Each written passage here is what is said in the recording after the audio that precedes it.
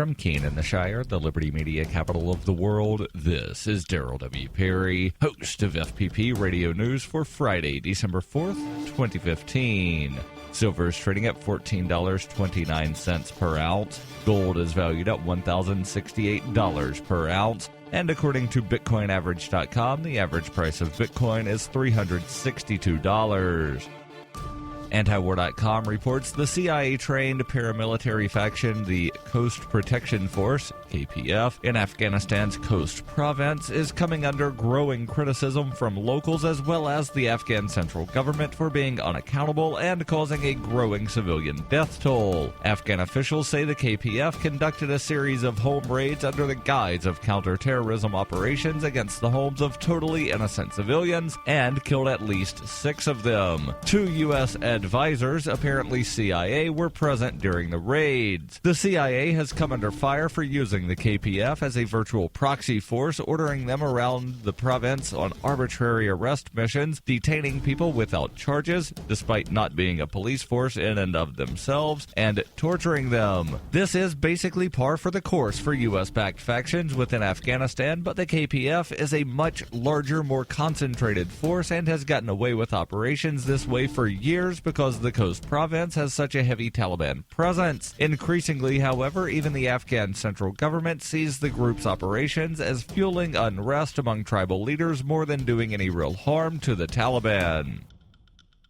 FPP Radio News is brought to you by Bitcoin Not Bombs. Bitcoin Not Bombs is a launching pad for nonprofits and social entrepreneurs into the financial freedom of the Bitcoin economy. Bitcoin Not Bombs is fully committed to being the hub of the nonprofit sector of the Bitcoin economy, maximizing the potential cross-promotion of all our clients and commercial partners. To learn more, visit bitcoinnotbombs.com.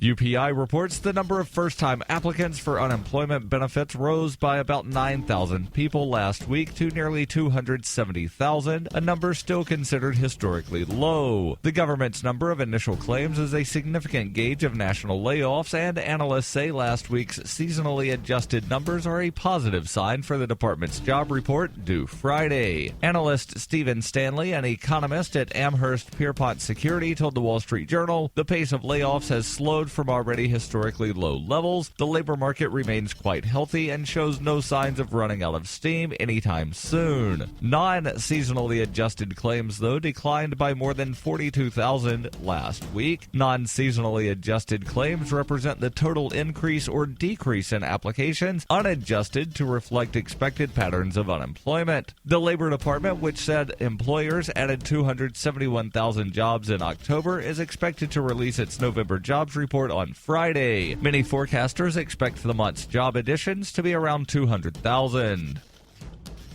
For nearly 40 years, Roberts & Roberts Brokerage has been a trusted source for buying and selling precious metals like gold and silver. They also take Bitcoin for precious metal purchases and have permanently removed the minimum purchase amount for all orders paid in the digital currency. Call Roberts & Roberts today for knowledgeable advice on buying and selling precious metals and a forward-thinking approach to new technologies. 800-874-9760 or visit online at rrbi.co.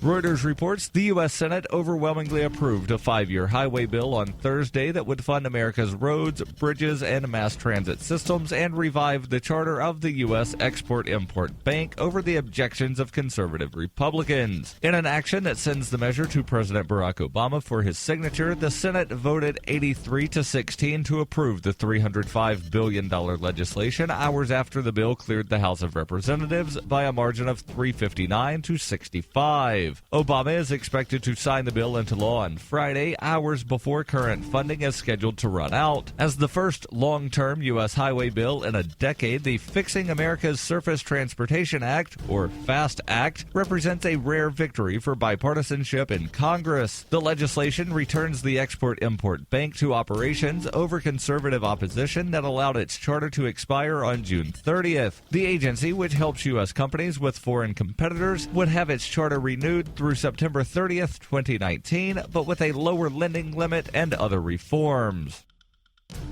This has been FPP Radio News, online at fppradio.com.